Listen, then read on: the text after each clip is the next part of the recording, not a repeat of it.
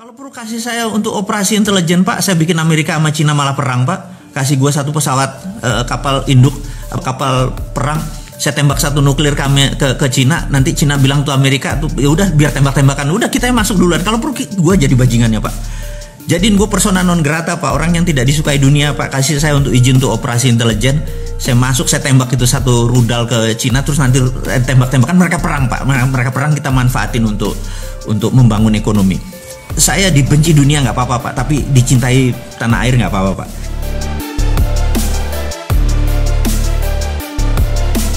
Saat ini ada 70 negara terikat dengan obor, One Belt, One Road. Semua di belt diikat dengan satu, roadnya ke Beijing semua.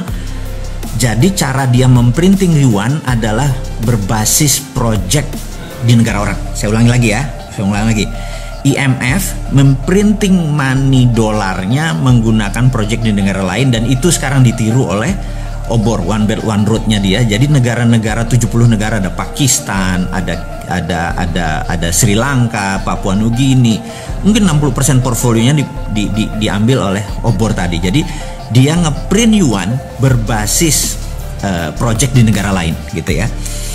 Nah, apa yang Amerika lakukan adalah Amerika mau melakukan deoborisasi. Jadi dia mau membuat miskinnya project obor itu adalah deoborisasi, karena globalis cabal si kaum Bilderberg sangat benci sama Amerika, karena globalis cabal itu sudah kawin sama Partai Komunis Cina, sehingga seluruh proyek globalis semua ada di Cina. Jadi sekali lagi, ini menarik nih. Cina pasang badan sebagai underlying, sebagai pondasi dari seluruh globalis cabal.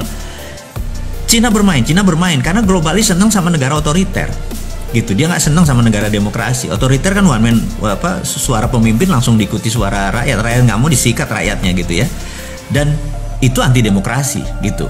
Nah, globalis cabal ini anti kemanusiaan, mereka mendukung aborsi, mereka mendukung LGBT gitu ya. Sementara itu bukan portfolionya Bosman. Portfolionya Bosman adalah kita mendukung life, kita anti aborsi, orang aborsi kita nggak boleh, kita nggak mendukung LGBT dan lain sebagainya. Dan ini mau clear, saya mau katakan. Jadi sekali lagi, Indonesia harusnya bagaimana gitu ya. Saran saya, Indonesia adalah tidak ke Amerika, tidak ke Cina, tapi bukan netral. Sekali lagi, ini harus diingat deh. Netral itu artinya nggak ada posisi.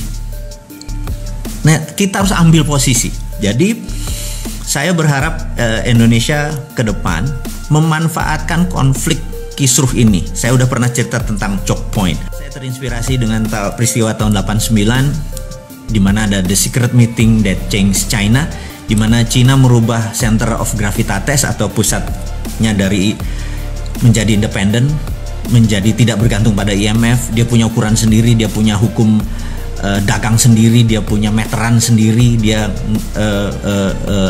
yang dia lakukan dan membuat China sebesar sekarang. Dan itu sebenarnya saya sangat terinspirasi dengan China, bahwa Indonesia waktunya sekarang. Kenapa waktunya sekarang? Saya mau terangin. Nomor satu, dua negara lagi perang, dan ini adalah perang benar pasti terjadi. Dan begitu mereka memenangkan perang, misalnya Tiongkok memenangkan perang, ya sudah, dunia akan rule by Tiongkok. Kemudian kalau Amerika menang, ya rule by Amerika gitu ya. Dan kita tahu bagaimana Amerika rule the world-nya gitu ya. Nah, sekarang who will win? Pertanyaannya, siapa yang akan menang? Dimanapun perang panjang, syaratnya ya, kalau perangnya panjang, dua-duanya hancur gitu ya. Maka itu saya mungkin orang yang paling aneh mengharapkan ini perang fisik, benar-benar tembak-tembakan, dan perangnya lama, dunianya hancur dua-duanya. Ini kesempatan kita unggul. Itu satu. Yang kedua adalah kita ini mau mengingatkan Pak Jokowi. Pak Jokowi, Anda orang paling beruntung sedunia, di mana Anda saat ini mempunyai suara di partai itu lebih dari 60%, bahkan saya menduga lebih dari 70%. Kalau Anda udah dapat 70%, 2/3 suara lebih, Anda absolut. Dan ini bagus. Kenapa bagus? Karena kalau politiknya gonjang-ganjing, Anda nggak kontrol, Anda tidak bisa melakukan apa yang akan kita sarankan. Ya, jadi saya ada dua. Nomor satu, kenapa saya sebut time is now gitu ya. Pak Jokowi nggak bisa, saya sengaja sekarang bicaranya kepada pemimpin tertinggi yang secara sah Anda berkuasa. Saya mau mengingatkan, Pak, ini perang gitu ya. Perang ini Anda harus ubah seluruh pemainnya yang jago perang, gitu. Percaya saya, kalau Anda masih pakai tim yang lama bukan tidak dipakai, tapi Anda harus punya tim cadangan baru yang untuk menggunakannya. Jadi gini Pak Jokowi, Anda punya kekuasaan sangat absolut dan itu luar biasa. Di negara demokrasi Anda dapat 2/3 suara atau lebih. Ini momennya, itu satu. Kedua tadi, negara besar lagi perang, yaitu China sama Amerika lagi perang. Karena perang besar ini terjadi, mereka sebenarnya fokusnya di negara masing-masing. Mereka nggak fokus sama Indonesia. Kemudian ada hal yang menarik Pak Presiden yang terhormat. Anda menerbitkan surat bahwa saat ini negara dalam keadaan darurat COVID gitu ya. Dengan undang-undang, dengan perpu, saya lupa perpu atau perpres ini ya, bencana nasional ini, Anda bisa lead negara ini menjadi sangat ngebut, di mana dunia yang lainnya akan lumrah. Iya deh, nggak apa-apa deh gitu ya. Dan terakhir yang nomor 4 Pak Jokowi, saat ini semua negara melakukan yang namanya deglobalisasi.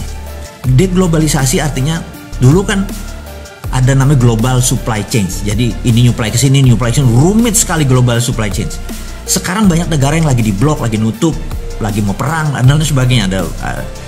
Jadi deglobalisasi adalah every country for their own. Jadi Indonesia untuk Indonesia, Singapura untuk Singapura dan lain sebagainya. Jadi Indonesia sangat diuntungkan karena Indonesia bisa makan dengan bangsanya sendiri. Kalau yang Singapura begitu deglobalisasi langsung shrinking 40%. Bapak tahu bahwa dia mendadak langsung turun ekonominya 12% dan shrinkingnya itu 40%. Jadi mengecil mendadak volumenya. Korea Selatan sudah mengecil gitu karena nggak ada bahan baku. Indonesia nggak ada masalah, Indonesia nggak akan mengecil. Dan sekali lagi yang kita mau ingatkan, dengan 4 hal itu, maka yang kita harus lakukan adalah melakukan apa yang China lakukan. Kita tiru, jangan ngikuti maunya Cina, tapi tiru langkah Cina. Cina 30 tahun yang lalu, saya udah berkali-kali bilang, dia menerbitkan renminbi dengan yuan berbeda. Renminbi berdasarkan project gitu ya. Dia tidak lagi menciptakan printing money fisik, karena itu zaman dulu. Sekarang sudah ada blockchain.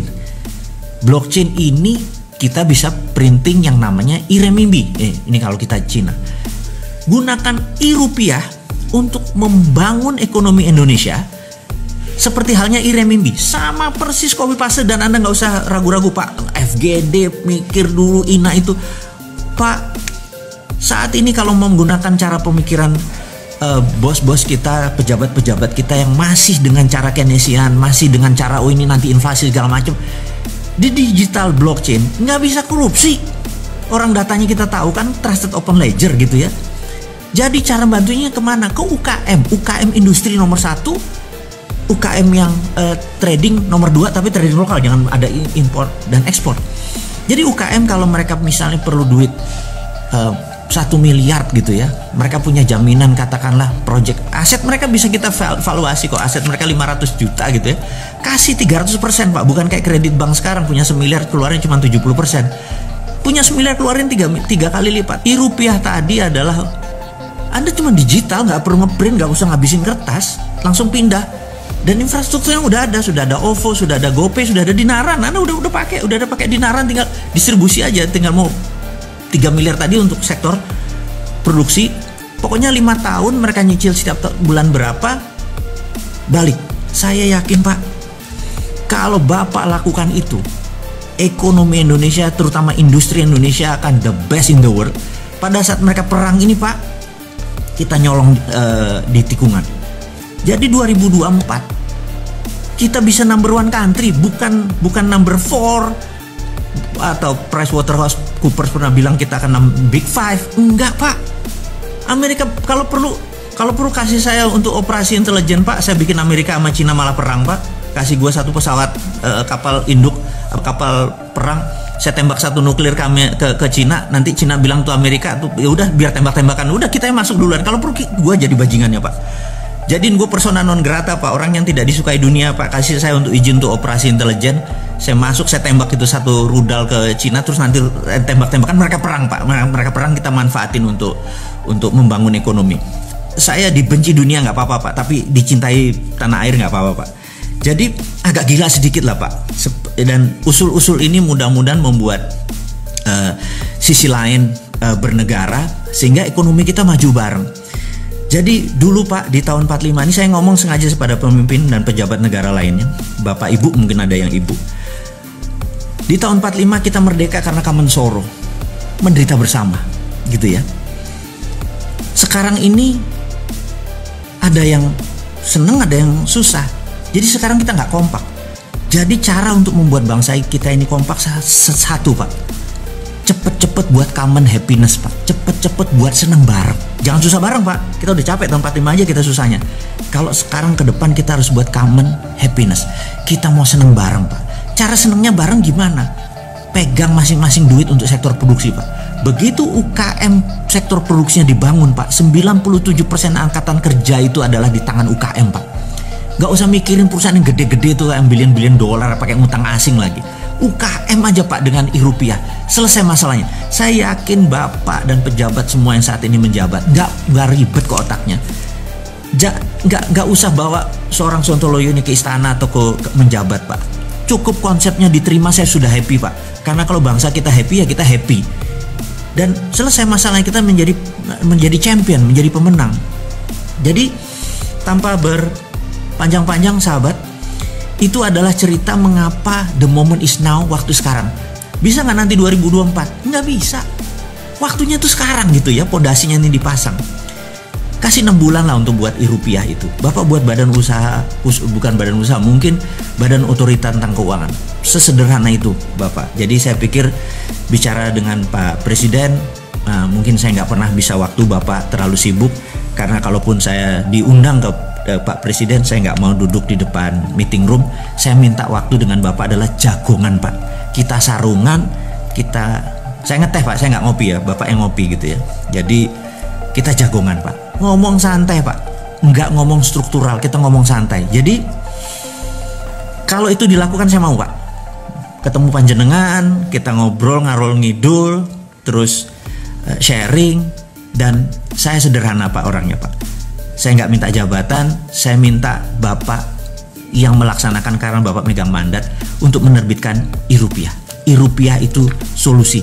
Semua infrastrukturnya ada Pak. Dan saya tahu tim Bapak kuat gitu ya. Oke, kita udah cerita untuk Pak Presiden, sekarang kita untuk sahabat semua yang ada di rumah, bahwa sahabat semua, kita tahu bahwa Singapura sedang resesi dan Korea Selatan sedang resesi. Apakah kita resesi? Percaya saya, beda Indonesia. Indonesia itu saya nggak melihat, karena gini, saya punya beberapa sahabat, saya punya organisasi usaha dan semacam.